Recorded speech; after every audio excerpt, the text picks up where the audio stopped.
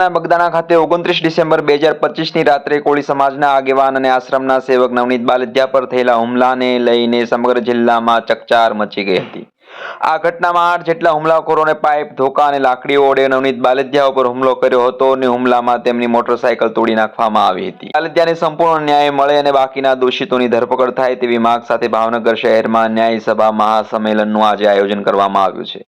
સમગ્ર કોળી ઠાકોર સમાજને મોટી સંખ્યામાં હાજર રહેવા હાકલ કરવામાં આવી હતી। ત્યારે શહેરમાં બેનરો લગાવવામાં આવ્યા હતા અને નવનીત બાલદિયાએ પણ વિડીયો સંદેશ દ્વારા સમાજને એકજૂથ થઈને ન્યાય માટે અવાજ ઉઠાવવા આહવાન કર્યું હતું। ત્યારે આજે મોટી સંખ્યામાં સમાજ એકઠો થયેલો જોવા મળી રહ્યો છે અને મંચ પરથી સમાજના આગેવાનો દ્વારા સમાજ સામે થઈ રહેલા અત્યાચારો હવે કોઈ સંજોગોમાં સહન નહીં કરવામાં આવે અને જવાબદાર અધિકારીઓ સામે કાર્યવાહીની માંગ કરવામાં આવી છે। નમસ્કાર।